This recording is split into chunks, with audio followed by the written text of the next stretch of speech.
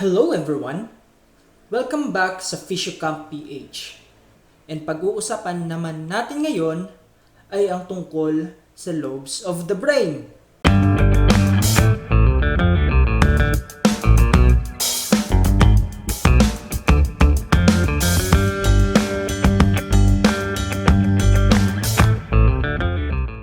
So before tayo mag-start sa actual na lobes of the brain, ay kaunting background muna. The lobes of the brain are basically situated sa cerebrum. So, what really is the cerebrum? So, ito yung tinatawag natin na also big brain. It is the largest part of the human brain. It is where highest brain function ay dito pinaprocess. So, pag sinabi natin na highest brain function, dito yung mga voluntary na paggalaw ng katawan, yung paggamit ng talino, yung mga behavior, yung pag-analyze, pag-compute sa math, pag-communicate sa iba through language, speech. Dito din matatagpuan yung pag-process ng iba't ibang mga stimulus kagaya ng pandinig at pagtingin. Ang cerebrum ay nahati sa dalawang hemisphere.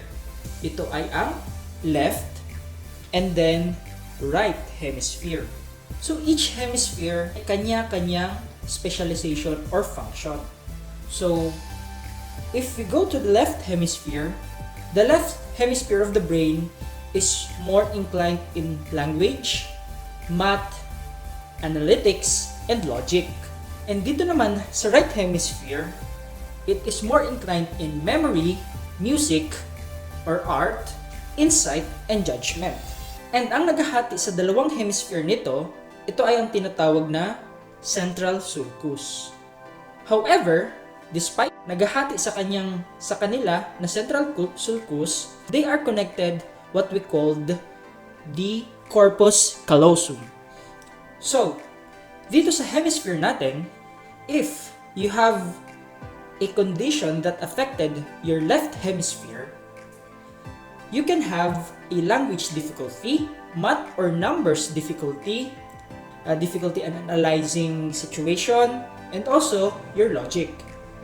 And sa right hemisphere naman, kung sakali magkaroon ka ng condition sa right hemisphere, you may have a problem in memory, music, insight, and judgment, and many more. Kasi ito mga nabanggit kong kanya-kanyang function sa hemisphere ay hindi lang yung mga function nila. But, it is one of their major function.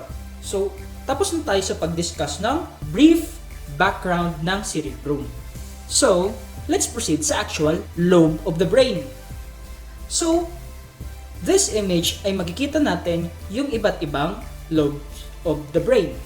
So, we have the frontal, parietal, occipital, and temporal. Okay, let's discuss the different function ng mga lobes of the brain. Frontal lobe. In the frontal lobe, it primarily processes the intelligence, personality, behavior, movement. Dito din matatagpuan ang Broca's area. So, intelligence, ito yung talino. Dito din matatagpuan ang personality and behavior. So for example, nagkaroon ka ng stroke sa frontal lobe and then naapektuhan yung area kung saan nagko-control yung personality and behavior, we can expect there can be a behavioral changes na mangyayari sa pasyente. And also movement. Have you heard that a stroke patient has a half body paralysis?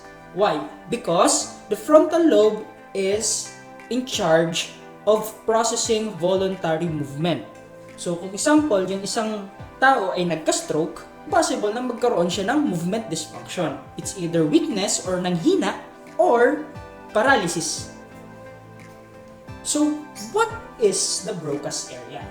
Sa Broca's area, ito yung area ng brain that in charge in the motor aspect of speech. So for example, nagkaroon ng pasyente ng stroke, maapektuhan yung Broca's area, ay nagkakaroon ng slurred speech. Why? Because the Broca's area is affected. Next lobe naman ay ang parietal lobe. The parietal lobe, it processes the sensation coming from the outside world. So, it mainly process on pakiramdam. So, ano yung mga nararamdaman natin? So, temperature, touch, vibration, movement sensation, yung tinatawag nating kinesthesia, and position sensation, or proprioception in medical term. So, let's discuss one by one. Temperature, o yung pakiramdam kung mainit or malamig. Touch, vibration, kung sakaling man nawala kayo nito, hindi ito mararamdaman. It can also affect some aspects of your life. Because kung manhid ikaw, lalo na kung sa paa, ay mahihirapan kang mag-estimate ng iyong paglakad. Pag sinabi natin kinesthesia, ito yung pakiramdam na gumagalaw yung katawan mo. For example, ginawa mo yung arms forward kahit nakapikit dahil naramdaman mo na umangat yung katawan, yung kamay mo. Yan ang movement sensation or kinesthesia. Ang position sensation naman or proprioception, ito yung pakiramdam kung nasaan body parts or katawan. Alam mo na ang paa mo ay nasa baba dahil sa proprioception. Alam mo ang kamay mo na nasa taas dahil sa proprioception. For example, nakapitikit ka and someone move your arms up. Although nakapikit ka, alam mong nasa taas yung kamay mo because you have the sensation of position sense or proprioception. So, that's it. Occipital lobe naman. So, the occipital lobe, it process on visual information. So, what do we mean by visual information? Lahat ng mga nakikita ng mata mo ay directly nakakonect dyan ang occipital lobe. It is where those stimulus pinaprocess sa occipital lobe.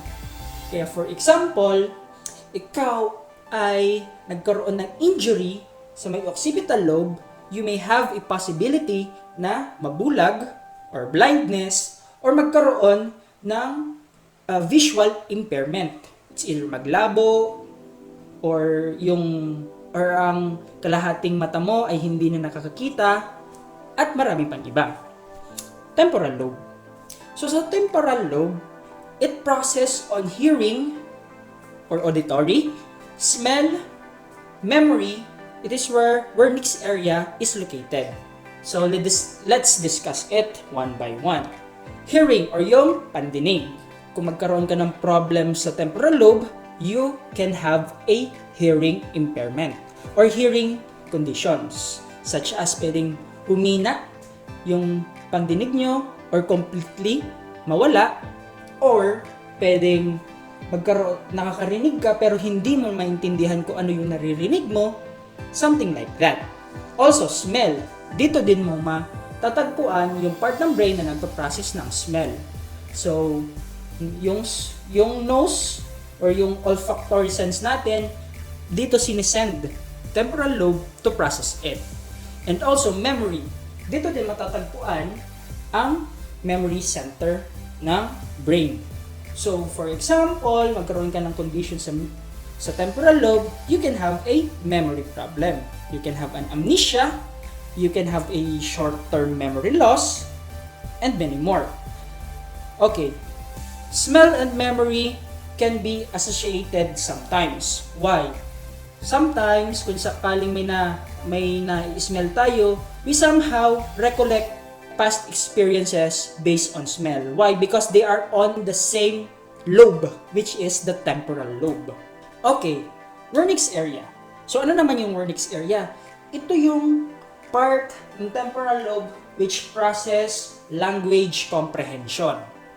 Naririnig mo yung sinasabi ko and naintindihan mo ako because your Wernicke's area is functioning well. However, kung sakaling magkaroon ka ng sakit dito sa temporal lobe and maapektuhan ang Wernicke's area mo, you may hear me but you cannot understand me. Kahit naiintindihan ako ng iba. Okay? So, that's it. A short discussion about the lobes. Thank you for listening to my short discussion and sana may natutunan kayo regarding sa brief discussion ng lobes of the brain and its functions. Please like and subscribe to this channel para sa more interesting topic. So, thank you very much and goodbye.